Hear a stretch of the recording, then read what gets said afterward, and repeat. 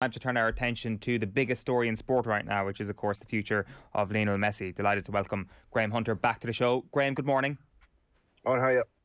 So, you were on with the lads last night, basically debunking this idea that he's definitely gone and that this is basically a standoff and a power play from Barcelona towards La Liga. So, who is going to blink first in this, Barcelona or La Liga? Yeah, I mean, the point I was trying to make last night was that this is Laporta's Hail Mary pass. He's out of time, he's out of resources, and the idea, the key thing to hold on to here now is that, as I said last night, it may result in Messi going to another club. It may well do, because a Hail Mary pass, by definition, a power play of any description, when it goes wrong, poker fans like all in. When it goes wrong, you're left with nothing. So, who's going to blink first, you said? The first indication about blinking will come in about an hour when Joan Laporta, the Barcelona president, who inherited a club where they were spending 110% of turnover on wages. Now, never mind Football Club Barcelona, never mind Messi. No company in the world can exist like that.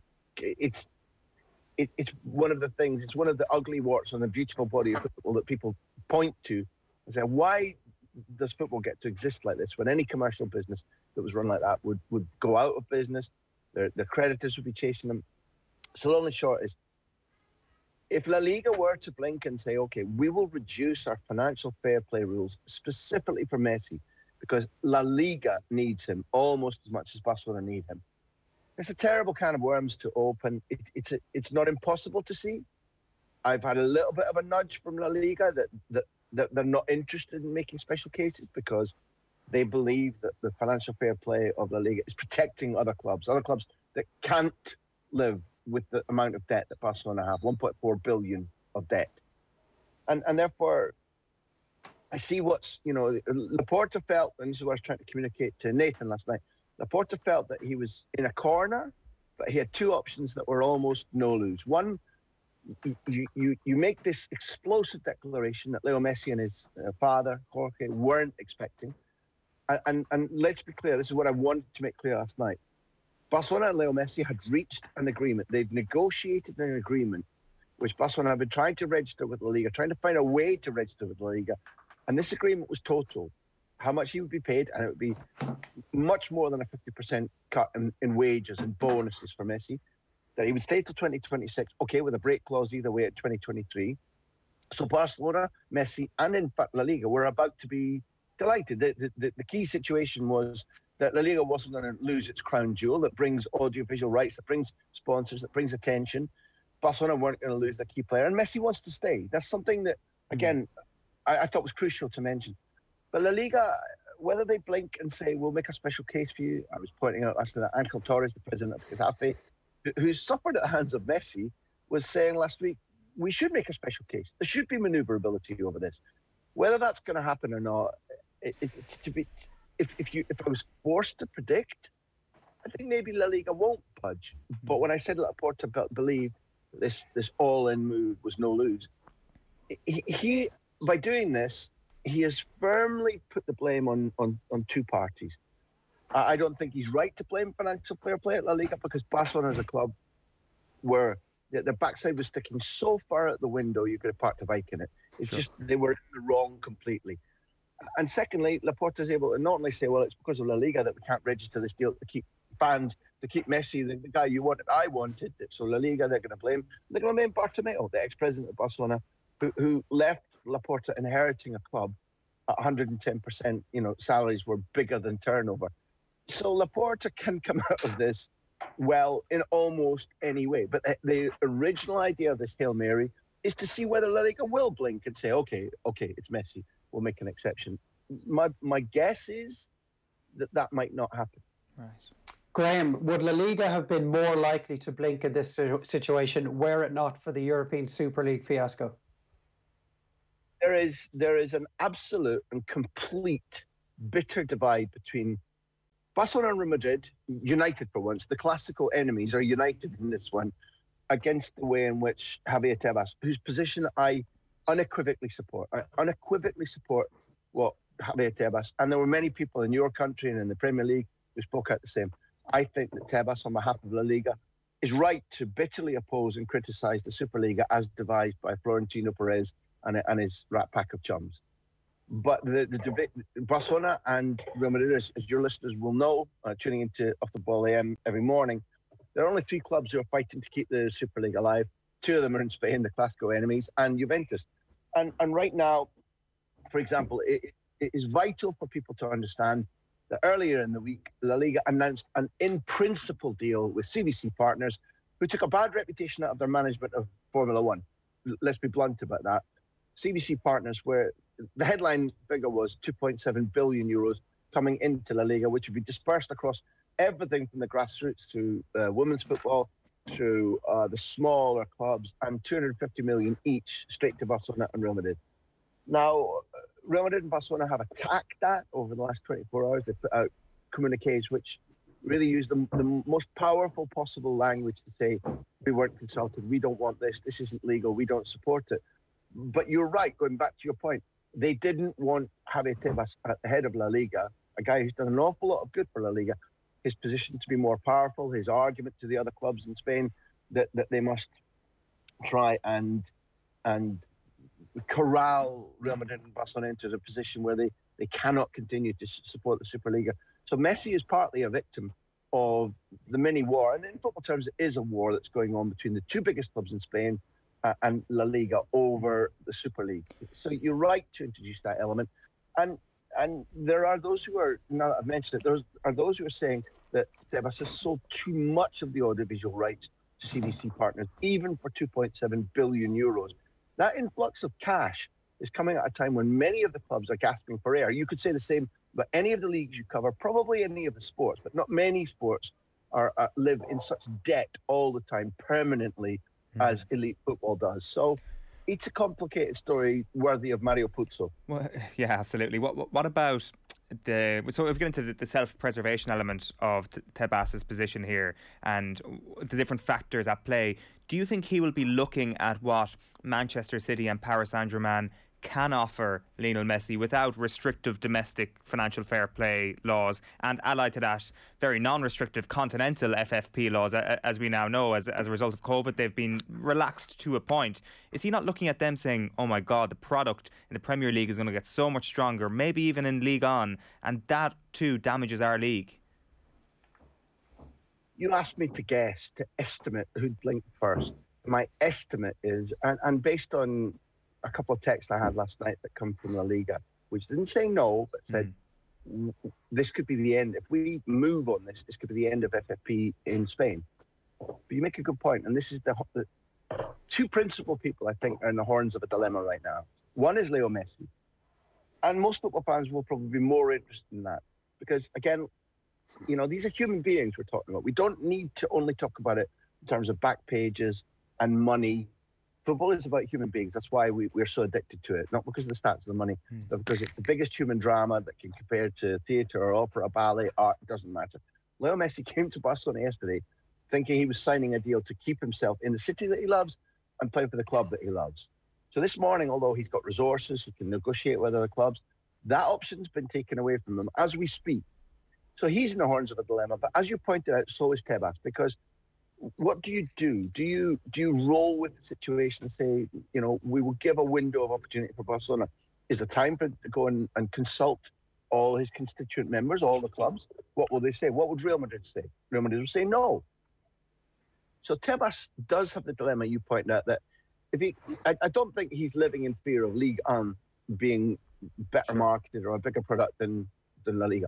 The Premier League is the thing that he's set himself at. So what has he been in charge of La Liga now? Maybe 6 going on 7 years. During that time, there has been a change in the financial situation in Spain. There's been more competitiveness from other clubs. He has divided the cake more evenly. And he's trying to copy the Premier in terms of marketing. La Liga Television just signed Gary Lineker. There were in the first 5 hours of that announcement, there were over 2 million hits on Twitter alone on that announcement. The idea is exactly what you're talking about, to try to compete with the professionalism, the modernisation, the branding, the unity of the Premier League in terms of their negotiating. They want to fight the Premier League in terms of, are we biggest in China? Are we biggest in Africa? Are we biggest in the Middle East? Are we biggest in the States? Okay, so that's guaranteed. And Messi is taking a brick away from that wall that he's building. You're right. But once he changes, you know he's going to be harangued by the media, by fans, by other clubs. I don't know how he will resolve that dilemma, but you asked what's on his mind, and Leo Messi going to the Premier League or Paris Saint-Germain will annoy him. And Paris Saint-Germain and Manchester City are the two clubs that Tebas most attacked, saying they're state-funded, which both clubs deny, blah, blah, blah. But yeah, it's a horrible situation for Tebas. We're in the middle of a high-stakes poker game, and it is not simply about the future of Leo Messi. It's about egos. It's about presidents who don't like each other, Florentino Perez and Javier Tebas, and Laporta trying to be the witty, clever one in between, getting, pinching food off everybody's table. And yet, Graham, Messi is the pawn who's caught in the middle of all this. And does this announcement last night trigger a flurry of activity in the background on behalf of his team, or is that activity that has already been going on for months now? Or are they really looking at their options now, and whether that's MLS, PSG, Man City, maybe heading back to Argentina, whatever that might be? But are they suddenly now on high alert, engaging a full court press in terms of getting all possible options further down the line on the table for Messi? Dave, you know the answer to that. Of course they are. He has pledged that he wants to be playing a high-level football. Having won the Copa America, his attention now turns to trying to win the World Cup in Qatar. I don't think that Argentina showed enough in what was a pretty brutal Copa America. And if you looked at the final in which, they went back to Catenaccio of the 70s and they kicked Brazil off the park, it was a rare win. It was an unusual win. But there is no doubt that amongst the Argentinian fans, the FA, but most particularly Scaloni and his players, the idea is now, okay, transfer that to going one step further than they've managed in the Messi-Era in the World Cup. Messi wants to be playing elite-level football. I can't imagine how Phil Neville's about to become Leo Messi's coach at Inter Miami. Easy, lads. Inter Miami is somewhere that I do see Messi eventually going. I reported on La Liga television a couple of years ago that the finances were being built to try and tempt Suarez and Messi together to Inter Miami, but playing there in the build-up to World Cup, no, it doesn't make sense. Where he plays, and Dave, I'm not embarrassed about going back to re-emphasize my point. This might be a myth, a legend, the greatest or second greatest player ever, but he's a human being. He's got kids, he's got a wife. He wanted to stay at this club. It's been thrown at him out of the blue. The clubs that you said no to, it's not a begging bowl that he's going back with, but he has to go back and knock on doors. Fellas, now, how did you introduce your question? You talked about Leo Messi as the pawn. And did you ever really think you'd be using that phrase about Leo Messi? No, it's incredible. Who's the most coveted, most beautiful, most extraordinary football of our journalistic lifetimes. Then also, how weird is it that he's knocking on the door at Paris Saint-Germain and Manchester City? It's a bit embarrassing, but when I said no, a month ago, what I really, it's a ridiculous situation. And football's a pragmatic game. They're a pragmatic family. And yes, they're on, red alert now, full court press, as you said. But they will not have given up on the idea that La Liga potentially move a little bit. Or if there's suddenly, which I don't imagine, an extraordinary move that takes Griezmann away, lowers the salary bill because Griezmann suddenly moves with whatever. They play a week on Sunday. It's Barca Real Sociedad to open La Liga at the Camp Nou a week on Sunday. I don't see, and listen, neither of you mentioned this, but for people who are listening to Off the Ball AM to understand it fully, I guess a lot of people believe that Kun Aguero is a Barca player, that Eric Garcia is a Barca player, that Memphis Depay is a Barca player, and Emerson, who moved from... None of them are registered yet, because the Liga won't allow Barcelona to register these new signings because they're so far away from meeting the financial fair play regulations. Now, in practical terms, Laporta's got to think, well, a week on Sunday, we play our first match. We have to have these new players registered. So there is an enormous dilemma. And every player in this high-stakes poker game is carrying 2 or 3 different hands and going, well, which one is the most powerful? Which one do I play? Which opponent do I want to knock out first? It's high octane. It's complicated. And there will be damage, collateral damage done nearly everywhere.